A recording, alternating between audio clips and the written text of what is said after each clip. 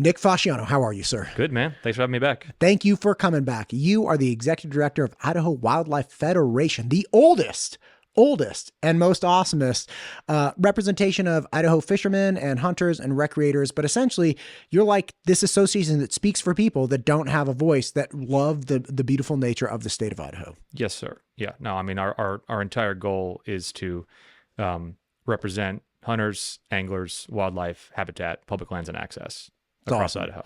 Speaking of access, I just found out the other day that there's a pair of billionaires, I think the Wilkes brothers or something, that purchased a property up in McCall in the Valley County area. The property itself had the only public road that you could use to access like this wide swath of public lands. They purchased the property, shut down the road. The county was maintaining the road, and because they were maintaining it, there was an easement agreement so that people could use it. But them being billionaires, just put up a no thank you sign, and it's like the only alternative that the Valley County folks would have is like, oh, what are we going to lawyer up against a couple billionaires? And now the only way to access that public land in that area is literally to get like helicoptered in or take horseback like this gigantic roundabout way to get to that public land. Those are our public lands, and they purchased the only property that had the established access to them. Yeah, it's an ongoing concern. I mean, like when the Wilkes brothers came in and started buying up property in Idaho, you saw a lot of no trespassing signs go up in areas where they had never been before. Private land that was accessible, at least through an easement, as you note. And so people didn't really anticipate to the same degree as I think they do now, the risk of that, of very, very, very wealthy people coming in and buying up huge amounts of land and then just closing off access to areas that were otherwise available. And sometimes it's done perfectly legally, right? There's no obligation on a private landowner to let somebody come through their land. Sure. On other times where there is, say, either a perpetual easement or some sort of access that really ought to stay open, there hasn't historically been any kind of penalty for someone closing off access. I mean, they can be required to open it back up, but they can do that and just say, then it becomes on the onus is on the public to demonstrate that they should be able to cross through there. And generally people don't because they're worried about trespassing. So that's something that IWF has been trying to push over a number of years, like legislatively, is like if you close off access to an area you're not supposed to be closing off access to, then there should be some sort of recourse for the public on that.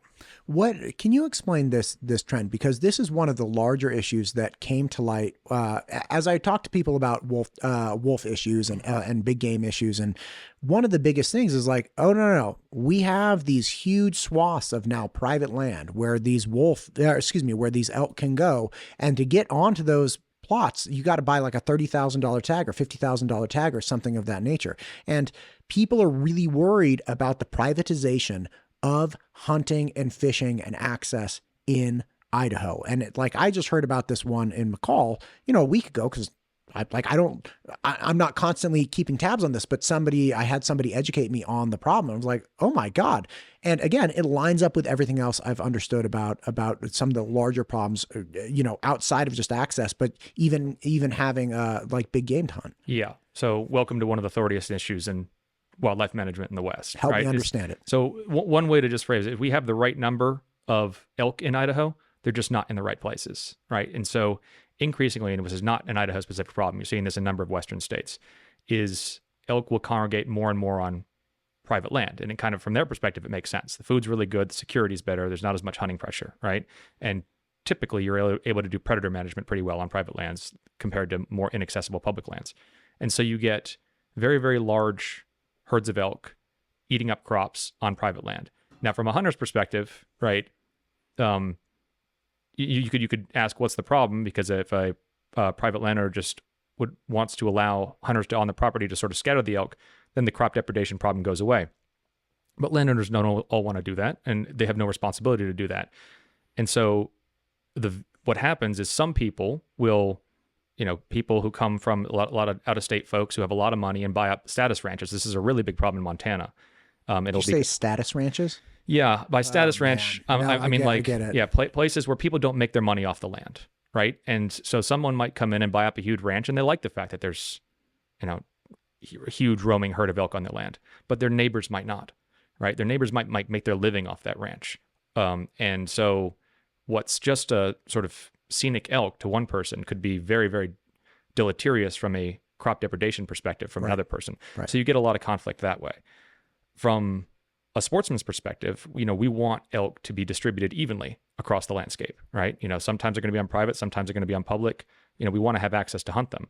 And so it's one of these questions that we're going to have to work through in the West, working with landowners, working with agencies, working with the sportsman's community, how we do the work to, improve the habitat on public lands, to find different situations where access might be acceptable to landowners for hunting on private lands, and just sort of figure out how you get elk distribution right, so that, because the cost from these large herds of crop damage is just becoming higher and higher for private landowners, and the cost to pay for that oftentimes will come out of our depredation fund, and sportsmen's dollars pay for that, and it can be extremely expensive. And as those costs go up, landowners get more frustrated, and you start to get solutions that we don't think are in the best interest of, or don't reflect our model of wildlife management, right? Which is what? Well, the North American model of wildlife management is very specific in that we want hunting access to be an everyman activity, right? It's you can get a tag, I can get a tag. When you get these large damages on private land, there has been a trend across the West for landowners to try and get what's called landowner appreciation sale tags.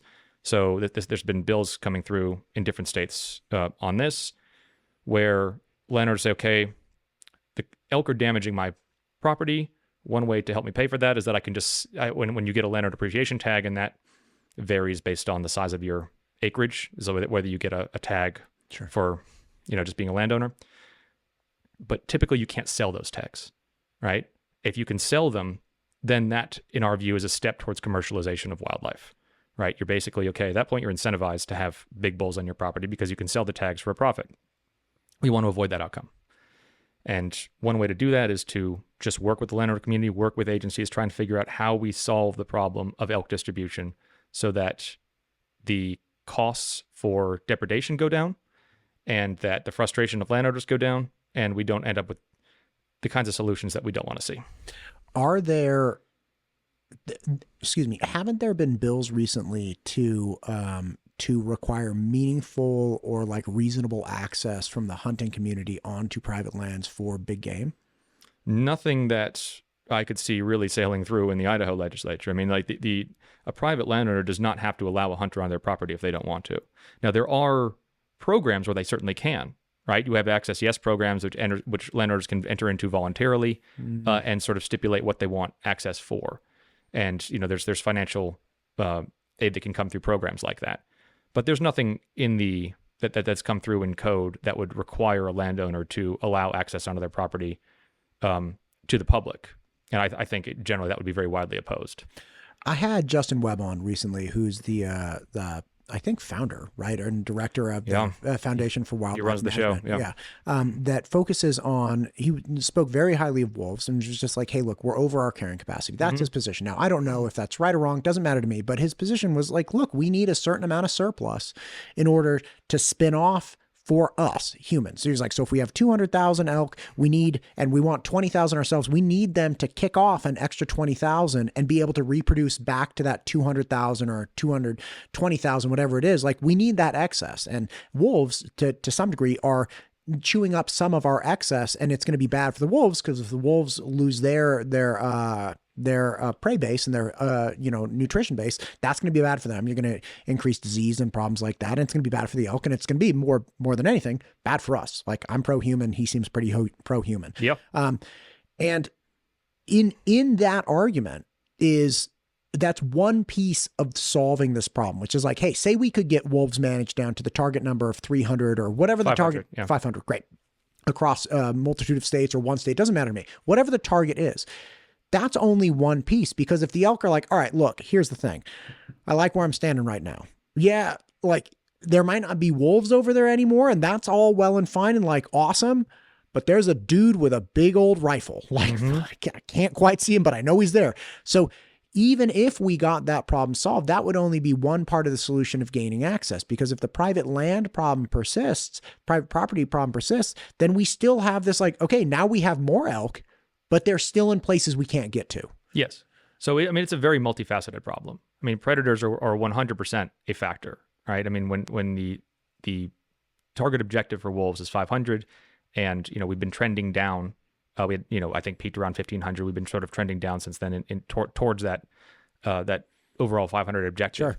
Sure. Say we were to get there, you'd still have wolf depredations. And the one difference between human predators and canine predators like wolves is that we hunt during specific seasons. Wolves have to eat all year, right? So they're always chasing elk around.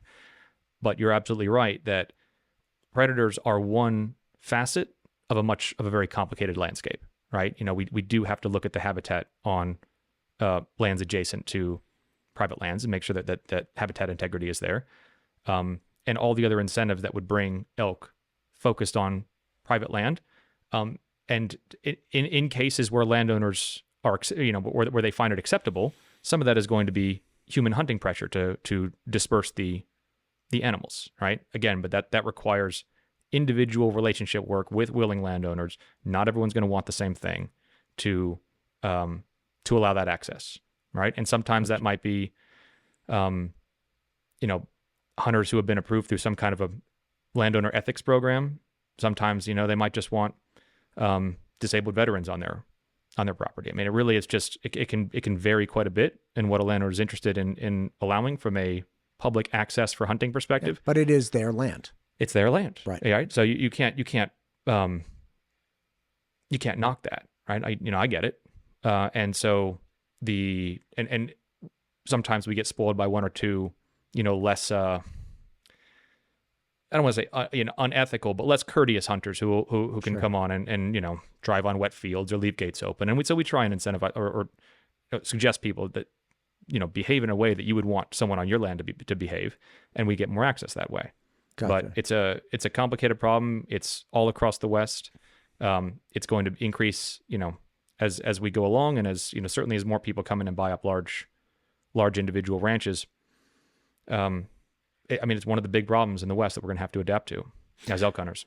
Another problem, and again, stepping away from the big game question, another problem that we're experiencing is like we did get some snow today. I don't know what it looks like outside. I haven't been outside. Mm-hmm. Pretty snowy. It's like pretty snowy. Fantastic. We did get some snow today, but we've had a at least in the Treasure Valley, a pretty dry winter so far. Mm-hmm. And that has a lot of problems with hydropower. It has a lot of problems with like actual agricultural water, but it also has problems with fish hatcheries and whatnot as well, because obviously we need a certain amount of water running through our rivers and waterways to secure fish populations.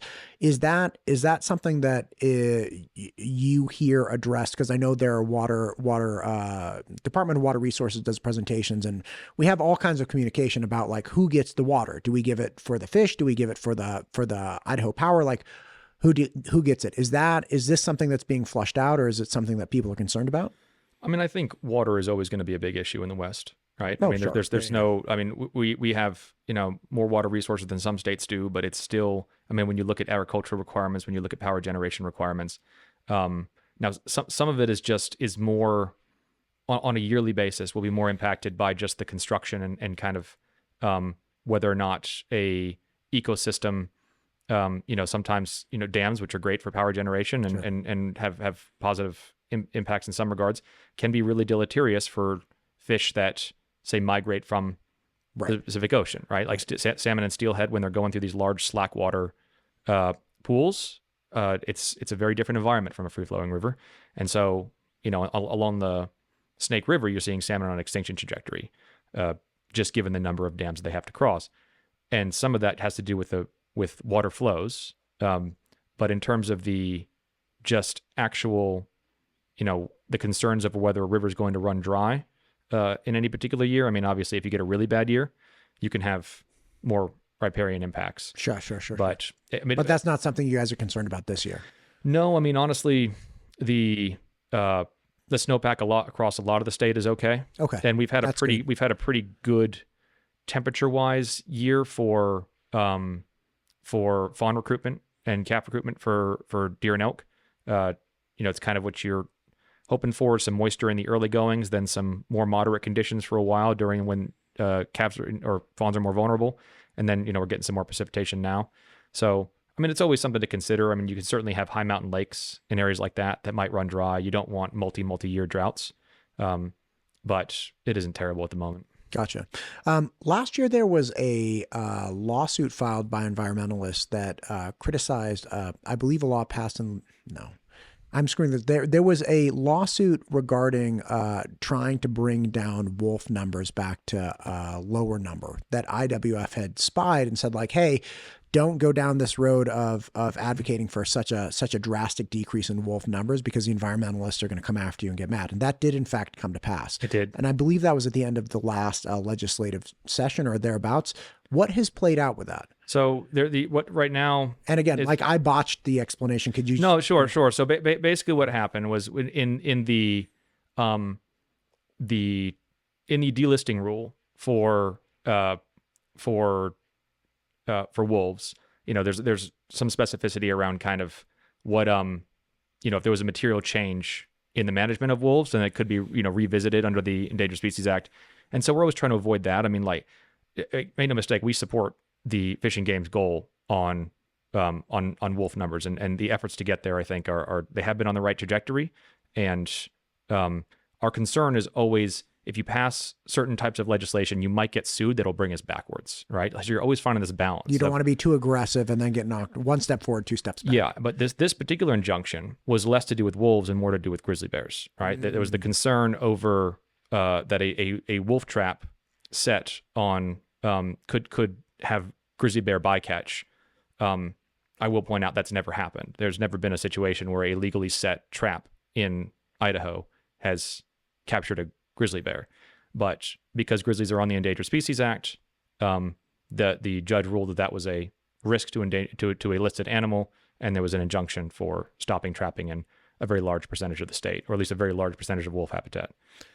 So it's always this dance with the ESA. Oh, man, I had Brody Harshbarger from the Fish and Game Commission, one of the 7 appointed commissioners, on, and it's wild. He was talking to me about seeing grizzly bears like wandering around his front yard, like near his kid's playset. Like they're living with them to a degree that he's like, this is so unreasonable to be expecting to live a life with children in like, he doesn't live in the middle of the woods, in the middle of nowhere. Like, he lives in civilization, and he's trying to run a ranch, and, even taking the ranching aspect out of it. Cause I think a lot of people devalue individuals who are trying to operate businesses. They're like, oh, you're just trying to make money. It's like, yeah, man, everybody's trying to make money. Yeah. Like, this is what we do in the world. Nobody's paying my mortgage for me. But just as a human interaction, it's like the idea that I could have kids playing outside and there could be an apex predator that can run 45 miles an hour that would like love to gobble them up is horrific. Like, that's a terrible thing. Yeah. I mean, they're very, very large, definitely dangerous predators. And so the level of frustration, particularly in the area where Brody lives, is very, very high right now because of the number of grizzly bears in the greater Yellowstone ecosystem. And so, I mean, there was a ruling just here recently that indicated that not only are grizzly bears going to stay on the Endangered Species Act for the foreseeable future, but the recovery area has broadened out substantially to include most of Washington, Idaho, Wyoming, and Montana. And so that'll make its way through the system. That just got brought down, I think, like somewhere prior to January 20th. And so that'll make its way through the system now. Why are they broadening the recovery area? Well, there's legal nuances as to why they did it, but basically grizzly recovery has been so successful that they have started to establish remnant populations outside of the core systems that they were initially recovering in, like the greater Yellowstone ecosystem. Sure. And there's a concern over habitat connectivity between the areas where their core population is sort of in the GYE and the they don't want individual like pilot populations to be segregated. The concern is one. I mean, there's genetic diversity concerns, and there's concerns over these sort of remnant populations not being robust enough to exist on their own if you were to delist the bears in the greater Yellowstone ecosystem. So this has certainly frustrated the hunting community, given that we had a recovery target of 500 grizzly bears in what was the distinct population segment of the greater Yellowstone ecosystem. Their now estimates are close to 1,000. So they're well past their recovery objectives in that area. Okay, back up. Because again, Matt doesn't understand everything. Sure. They initially say, hey, we want to make sure our target for grizzly bears in the greater Yellowstone ecosystem is 500 grizzly bears, right? Like, let's get that, because that would be really, really good. And then we'd be happy, and that would be like a sustainable population, and it's all good. Okay. They not only did that, they doubled that number. And as they doubled that number, you had grizzly bears that just went wandering out of the ecosystem into other areas. And then we're like, hey, let's have some grizzly bear babies. Like, that sounds like great. So they start setting up small, different like pilot populations across a broader area. And now we exceeded the 500 number. We hit 1,000. And when people say, hey, how about delisting it? You guys said at 500, we delist. And they're like, yeah, but you know what? If we delist, then those populations like hundreds of miles away, man, I don't know if they'd really be able to survive. So that 500 target, yeah, we had that.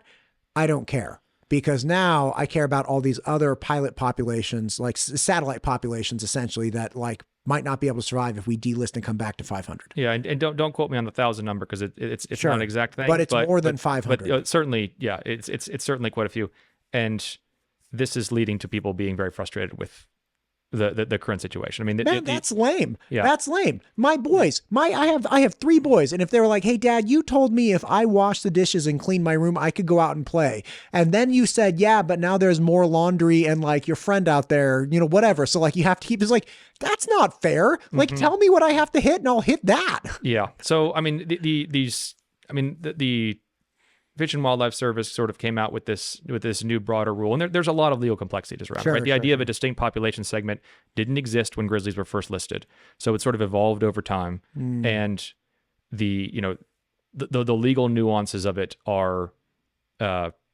pretty profound, but the result is obviously very frustrating to people. Right, like the attempt, I think there was in 2007. Fish and Wildlife Service had declared them delisted, like, suitable for delisting, and it got hung up in court. And then it happened again sometime in the 2010s. And this was the first time that the U.S. Fish and Wildlife Service has come out with a larger area for where they say grizzlies will have to be recovered in this entire area before they can be delisted. And functionally, across that entire area, one could look at that map and say this might not happen for decades. So it's leading to a lot of frustration. People are trying to figure out kind of how to solve that problem. Man, I could only imagine. That would be really, really frustrating. I mean, yeah. And to people's credit, I mean, when you talk to folks about, some of this is mistrust of state management, and you have to have faith in our departments and ability to manage large carnivores. And people look at sort of what's happened on the wolf side and sort of the large, we've liberalized a lot of the regulations on wolves. But there's a lot of differences between wolves and grizzlies, right? Wolves are reproduce at a much faster rate. So it would likely not be anything like the same management actions on grizzlies as you've seen on wolves, just given grizzlies reproduce at a far slower rate. They're not as mobile. I mean, I don't want to go into, I can't opine on detail on what the management actions would be, but they're different species. Gotcha. Do they have as significant an impact on our large game species? Grizzlies? Yeah. I mean, there's more and more depredation claims for livestock for grizzlies. But in terms of more like per population segment than for wolves? I can't imagine.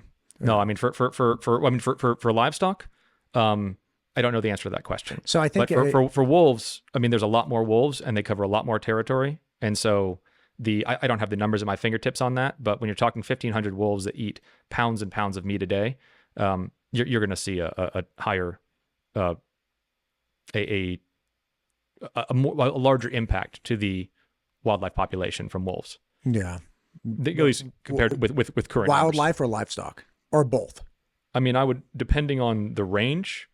I mean, the difference is wolves range in such a large area, and a lot of them are in sort of central Idaho, where you have really deleterious impacts on wildlife, but they're not as confined to. I mean, the core difference right now is because grizzlies are on the ESA, you're not going to see the kinds of actions that a rancher might take to stop wolves from eating their livestock is very different from what they can do with grizzlies, sure. Right? Like so there's more freedom of action for grizzlies. I got to get Dexton Lake back on from the Farm Bureau, because we were talking, when I had him on, he was talking about the depredation from wolves and saying that there are essentially 150 investigations started annually, and then I think 30 of them land on confirmed wolf kills, which plays out to be like a $36,000 payout annually, or somewhere in that nature, because they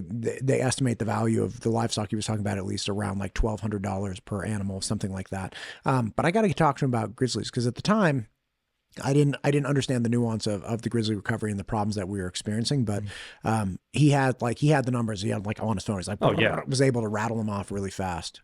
Yeah, the ag community is going to know in pretty good detail what those depredations are. I mean, it's their livelihood, right? I see your weekly legislative update on the IWF Instagram. What are the biggest things in the last, because we just started our 4th week of the legislature, I believe. Yeah. I've like barely survived the first 3, but 9 to go. Yeah. What are of the first 3 weeks, is there anything like really impactful or big? I mean, it's been okay on the wildlife side. We've seen a couple bills that we're supporting. I mean, just to step back and sort of frame it up a little bit. I mean, we are lucky in Idaho for the wildlife resources in the system of wildlife management that we have here, right? We're not dealing with some of the same issues that states like Washington are, where there's less trust in their fish and game side of things, and where they're looking at reform from that whole perspective, right? We have a generally a public that understands the central importance of hunting as a wildlife management tool, and a lot of people in the state hunt and fish, right? So our rights are, we can't take our eye off the ball because it can always get worse. Sure. But from that side, we're not usually dealing with really hardcore attacks on our hunting and fishing rights, which is great, right? What we look out for is a number of different things. I mean, one is just we really like the system we've got right now. Our while you're not going to agree with every decision that our Fish and Game Commission makes, we generally want to see a lot of wildlife management decisions made by that body, largely because they're fairly they look at these issues in a pretty nimble way, right? They can take say if they allow a certain hunting technology and it leads to overharvest, they can dial that back right away, right?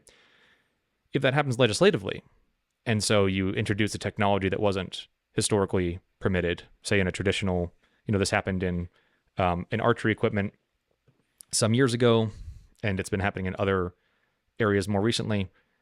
If they enact a law like that, it's not as easy to come off of if it has too much of a. It's less nimble, right? It's really sticky. You have somebody legislate something, and the body moves in that direction, then it like becomes law or becomes whatever. First off, you got to wait a certain amount of time. 9 months, obviously. Yeah. After the legislative session. Yeah. Speaking of, there's a committee. It's like the HAT committee. Yeah. Hunters Advanced Technology Committee. Yes. Yeah. There's a guy who reached out from that, and I was going to have him on the show, and we were all in to do it, and then our scheduling got screwed up. But they're part of the a group of people that assesses what the technologies engaged in hunting and fishing in the state of Idaho are. Right? Yeah. And so Fish and Game put that together and it's made national news. I mean, like Idaho is kind of leading from the front on this one of like, what do we want to see as technology as, from the hunting community? Right. I mean, we're all very aware that as technology gets better, our success rates go up. And if our success rates go up, then opportunity might go down. Right. And survey after survey, hunters in Idaho have prioritized opportunity. They want to be out in the field hunting elk, hunting deer every year, right? Even if it's not with a sniper rifle that can hit at like 1,000 yards. Exactly. So these are the kinds of questions they're opining on. Like, there's a lot like thermal technology has gotten much better, right? Where does that fit in hunting? Can you hunt with it? Can you scout with it? Can you blood trail with it if you wound an animal? These are all questions that they're taking up. Same thing with like drone technology, right? Is the thermal tech like a scene out of Predator where everything looks goofy and then you have like a bright red splot on the ground and you just follow the spots? It can. I mean, it looks better. And I mean, like Texas is really where you see a lot of this stuff implemented, like night hunting for hogs and things like that. Wow. And you can, and there's certain seasons where you can hunt predators with that kind of technology, but it's a real big question. Okay, how do we, once we get good enough at hunting, are we getting our own way by harvesting so many animals that we don't have as much opportunity? And this is a consistent balancing act. So Makes when sense. when we talk to the legislature about this sort of thing, that's what we're sort of advocating for, is like that's a process where sportsmen can come together and decide, or at least provide a recommendation on what we'd like to see from a technology perspective, or from, where we want to see things moving, balancing success and opportunity, right? And usually that's just a education side of things with the legislature, where they may or may not agree, right? A lot of members of the legislature are hunters themselves and have their own opinions. So, we try and be a resource for them to say, okay, here's where we stand on this. Here's what hunters have told us. And then but ultimately, they're able to, if they want to pass a bill, they have the ability to do that. Gotcha. Yeah. Nick, listen to me. We've talked about a bunch of things today. Is there, and again, I know it's the end of the day. You've been in committees all day. I really appreciate you coming in and hitting a bunch of these little points. Is there anything you really want to express here at the end? I mean, I'd say that just we're getting into the point of the legislature right now where it'll start to get more exciting from the hunting and fishing side. Sometimes, I mean, exciting is not always not exciting. It's gonna get spicy. Yeah, it's not always what we're looking for. Again, the system that we've got is fantastic, and oftentimes that we're trying, but there's always areas for improvement. There's a lot of good folks in that building who want to support hunters and understand our value system, and so we don't always agree on everything with the direction that the legislature goes, but we're going to do our best to make sure that the hunting and fishing value system is front and center in the legislature, that any bills impacting that are communicated, and that we explain our reasoning behind whether or not we support or oppose them, and then we work to inform legislation as well for things that I won't go. I know I don't want to go to too many examples, but there's really good things that come through, and so Awesome. As good as we got it, can always be better, and we're on the lookout for that. So awesome. Well, listen, let's connect in March again. Sure. I want to hear what else has happened. I mean, obviously we'll be at the tail end, so hopefully any kind of action Maybe, around. yeah. I know, right? Somebody told me, I think it was Rep Matthias told me in an interview. I was like, "Hey, start of the 3 months." He's like, "No, it's going to be 4 months." We'll see. Yeah, I know. They always set a somewhat optimistic date to be done, and then doesn't always work out that way. Doesn't always work out. Well, Yeah. JFAC's still stuck. They haven't even established an estimated budget. They're still 300 million off. Like, they haven't even agreed, like, okay, how much revenue should we estimate is coming in? They're like, nah, we're not agreeing yet. Yeah, well, I mean, they've got a lot going on. I mean, like, just again, not to get too much in the weeds, but I mean, I was in a committee meeting today on a very complicated topic, and they're asking a lot of like pretty insightful questions, trying to drill down and to get an answer and understanding of something quick, and then move on to the next thing. So it's never surprising to me that things run a little behind schedule. God, it's awesome. Nick, thanks for coming in. Thanks for everything you're doing for the hunter and fisher community and just recreators like me. We obviously need an organization that speaks for all of us and really tries to hang in there and preserve everything we have in Idaho, because it's awesome. So thank you for what you do for Idaho. Thank you.